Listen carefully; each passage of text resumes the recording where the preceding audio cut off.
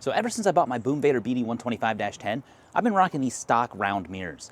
For the most part, they're pretty functional, but honestly, I'm not gonna win any cool points with them. Also, I kind of noticed that I'm looking at my elbows a lot, so when I stop at an intersection, I'm having to turn the bike to get a better view behind me. And of course, that's probably because I'm about 6 foot tall, about 240-ish pounds. I'm on the south side of that now, so I'm happy about that. But I'm hoping there's better options than these guys out there. Now, I already look goofy on this bike. I don't really need any help. And that's the interesting thing about the Groms and the Clones. Everybody looks goofy on them. So I picked up some bar end mirrors. We're gonna put one right here, and we're gonna put one right here, and we're gonna do that right now. So here's what I bought. I bought some bar end mirrors from Amazon. They're branded as Cool Boyer, which we're a cool boy, so bam, it's got our freaking name written on it, match made in heaven. So these things are not the most expensive in the world. I think I paid at most maybe 20 US dollars for them. And while they kind of have a cheaper feel, I have used them on another bike before, because at one point I had a Suzuki Katana that I kind of regret selling. But if I didn't sell that, I wouldn't have the mean streak, so it's whole mental gymnastics of it. But anyway, I did a bar swap on those. I used these mirrors. I was happy with them, so that's what we're putting on the Grom Clone today. So step number one is going to be removing these factory mirrors. Just lift up this little dust boot. It's going to be a 14 millimeter wrench. Take that guy like so. Spin that little lock nut. And then we back the camera up a little bit so we don't smack it. And then this guy, this mirror right here, should spin right off. Wow, it looks like I may have cross-threaded that a little bit. Well, dang. All right, well, yikes.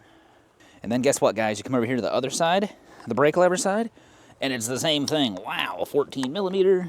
Spin that off like a so. Little lock ring. Wants to get tight. I think she's at the bottom of her adjustability. Give her a little spin. Back the camera up so I don't smack it. This one I must have done a better job on, because these threads look a little better. I don't know. No, they're still a little goofed up. They look good though.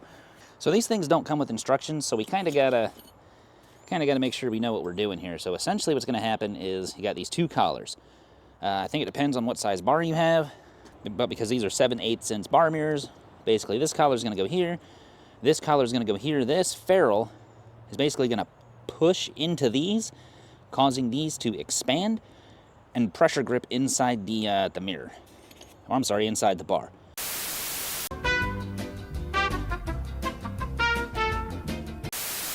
So I forgot to hit record until the camera about turned off on the on the clutch side. So we're gonna start here on the brake side now. So what you're gonna wanna do is your rubber grip right here, you're gonna wanna take a razor knife, utility knife, anything really sharp, and we're just gonna cut the rubber end off the grip, which kind of stinks. I really like these nice nibby grips that came with my nibby throttle. Bumped the camera, sorry. But grips are easily replaceable, so that's not really a big deal. Bam, just like that. So I'm not 100% sure how it is. I might need to remove a little bit more of this rubber now that I look at it, but I don't remember how it was with the factory throttle tube, but my nibby tube is not fully open to the bar. So what we're gonna do is we're gonna take a drill with a unibit, also known as like a step bit, variable bit. I'm gonna run this on low speed. We're gonna drill that out to the size of the bar so we can get the mirror on. We're gonna go nice and slow because this is just plastic. Pardon the rust on this bit. Spends a fair amount of time sitting around. That should do it. Maybe just a hair more. I can hear it starting to hit the metal, so that should be good. It's one thing I thought I fixed. Apparently I didn't. I don't know how well you guys can see that, but my nibby throttle does not go to the end of the bars. It actually sticks out about ½ an inch more.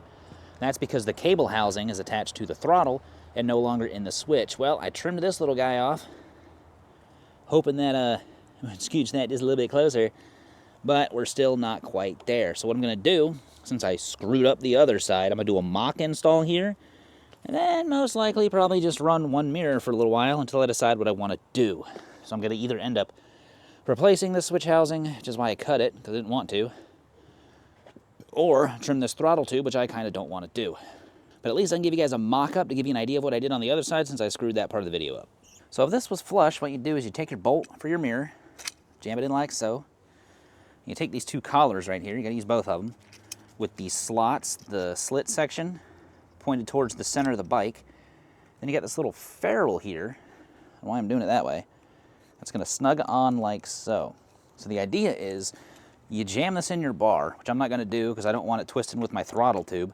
And then the tension of this against the inner wall of the bar, when you tighten this bolt down, will draw that ferrule into these spacers, causing them to spray out or kind of fan out. And that'll put a little pressure on the interior of the bars. Now what I had to do on the other side is because I couldn't quite get it to grip, it was just a hair off. I did 2 wraps of electrical tape, jammed everything in there, tightened the bolt down, and that worked great. And it's really annoying me that this is not on here, so I don't know what else to do other than maybe give this guy a little trim. So the thing about me working on things is I'm not really a mechanic. I'm more of a tinkerer, is what I like to think of myself as.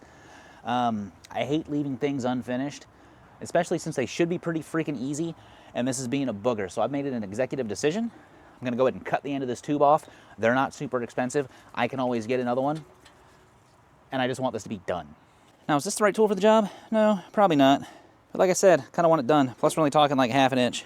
And ideally, the smart thing to do would be to take this apart when I do this. But it's like I tell on my dates, it may not be good, but at least it'll be quick.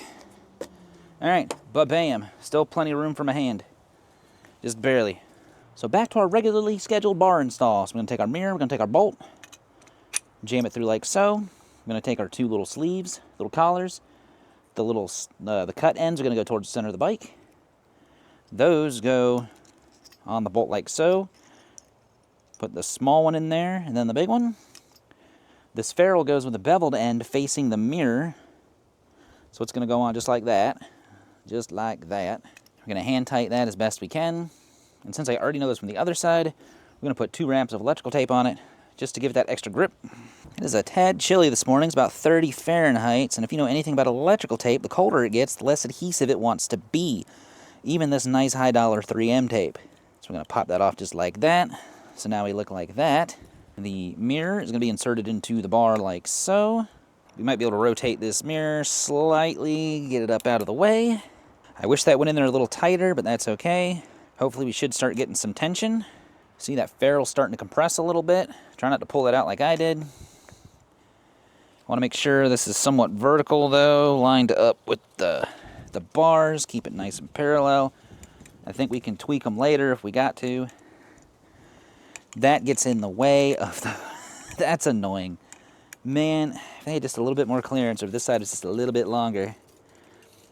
Let's see if we can tighten these down. It might take a minute. See, we're starting to get a little tension, I think. I think we are. Let's keep going. We will never surrender, mirrors. Can't let these mirrors win. Think they're better than me. All reflective and stuff. All right. Gonna check it again. I'm not sure how much tension we're actually getting. So what we're gonna do is we're gonna put another wrap of tape on here. You shouldn't have to do this. They should hold, but these mirrors were less than $20. I will put an affiliate link down below if you want to check them out for yourself. But I know they work because I had them on another bike. When I did a handlebar conversion on my old 2002 Katana. See, there we go. Now we got some thickness. And there ain't nothing wrong with a little thickness. But we already started to expand our spacers. It's going to be a tight fit. Oh yeah, just like that. Just like that. As long as I can move my throttle tube, it doesn't catch, that's perfect. Squish her down. And if you're doing this on a factory bike with factory grips, you're not going to have to cut this tube. Some aftermarket tubes you might not need to cut. I don't know. I went with the Nibby because I have a Nibby carb. Because I wanted to have a nice throttle tube, and then I do stuff like this to it, so I don't know. But we're also not talking about a super expensive Grom. We're talking about a Clone, which cost me $1,400, and they delivered it in a big old box, 80% complete. I put it together, and honestly, this bike is just for goofing around and having fun. So, it'll do the trick. Now that feels nice and solid. Gonna give it just another little torque. Yeah, man, that's on there good. Check our throttle.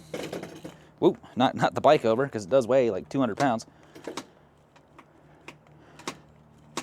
I wish I had a little more clearance from the mirror, but that's okay. I think that'll work. So I kind of wish I exercised a little bit more patience and actually didn't cut that throttle tube, because honestly, that does look kind of jank, not gonna lie. But don't worry, because we'll get everything cleaned up nice and neat, and I already bought another throttle tube, so yeah, Don't do what I did. Just make sure the end of your throttle tube is flush with your handlebars and you should be fine. So that is how you install bar end mirrors, specifically on a Boom Vader BD125, but should work for pretty much all motorcycles. And that's kind of the neat thing about these bikes, at least like the Grom Clones are concerned, because they're so cheap. If you have to make a little minor modification, it doesn't hurt as much as if you're doing it on like a several $1,000 Grom or anything even more expensive than that. And honestly, as much as I don't like working on things, it actually is kind of fun. Especially if you're just starting out and just learning to work on motorcycles, these clones are a fantastic option. There's tons of customizable parts for them. Like for instance, these levers. And if you want to know how to install these things, you can check that video out right here. And as always, y'all be good. See ya.